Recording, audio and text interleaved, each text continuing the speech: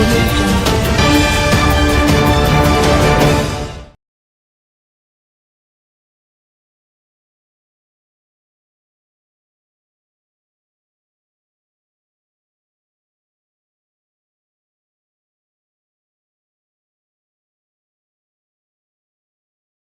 నమస్కారం. ముందుగా మీడియా మిత్రులందరికీ కూడా హృదయపూర్వక నమస్కారాలు తెలియజేస్తూ, మీ మల్లె ఈశ్వర్ వడ్డెర, ఆంధ్రప్రదేశ్ వడ్డెర కార్పొరేషన్ చైర్మన్ని, గౌరవ ముఖ్యమంత్రి వర్యులు మాన్యశ్రీ నారా చంద్రబాబు నాయుడు గారు, అలాగే మా యువగలం అధినేత నారా లోకేష్ గారు, ఉప ముఖ్యమంత్రి వర్యులు పవన్ కళ్యాణ్ గారు, కూటమి ప్రభుత్వం వడ్డెర్ల సంక్షేమం కోసం, వడ్డెర్ల అభివృద్ధి కోసం, వడ్డెర్లకు ఏ కష్టం వచ్చినా, ఏ ఇబ్బంది వచ్చినా మేమందరం కూడా పనిచేయాలని ఒక పాలక వర్గాన్ని ఏర్పాటు చేసి ఒక చైర్మన్ని 15 మంది డైరెక్టర్లు నియమించింది కూటమి ప్రభుత్వం.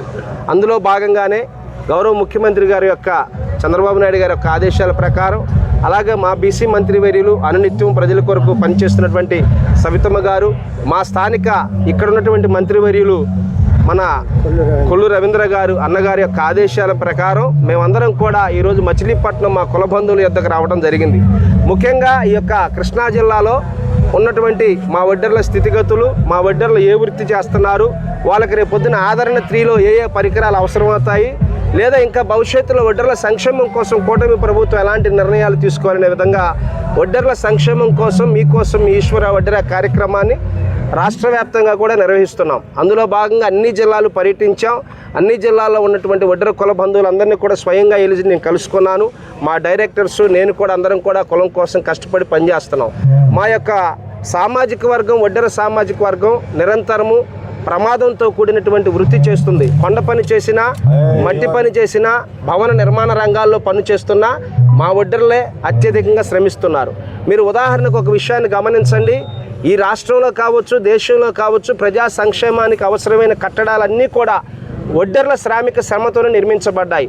ఈరోజు నాగార్జున సాగర్ కావచ్చు, అలాగే శ్రీశైలం డామ్ కావచ్చు, పెద్ద పెద్ద భవంతులు, ఎన్నో చారిత్రాత్మకమైన కట్టడాలన్నీ కూడా మా వడ్డెర్ల శ్రామిక శ్రమతోనే నిర్మించబడ్డాయి. ఇలాంటి వడ్డెర్లను గుర్తించిన చంద్రబాబు నాయుడు గారు వడ్డెర్ల సంక్షేమం కోసం మైనింగ్లో 15% జీవో ఇస్తున్నారు.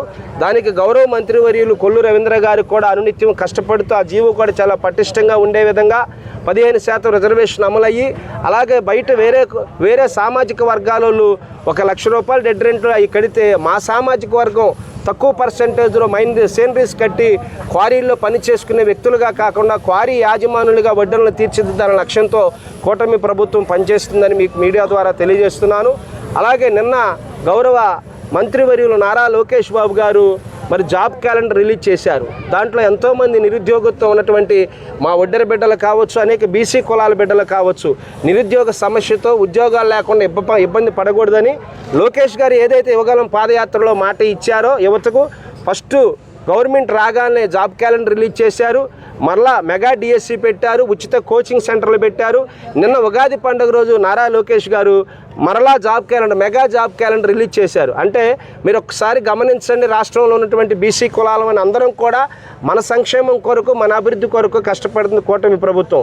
ఉదాహరణకు మీకు నిన్న వైజాగ్లో జరిగినటువంటి ఆ యొక్క ప్రారంభోత్సవం, స్టీల్ ప్లాంట్ కావచ్చు, అనేక కంపెనీలు కావచ్చు, గూగుల్ కావచ్చు, ఇవన్నీ కూడా కూటమి ప్రభుత్వం ఏర్పడ్డాక అనేక సంస్థలు ఆంధ్రప్రదేశ్కి రావడానికి ఇష్టంగా ఉన్నాయి.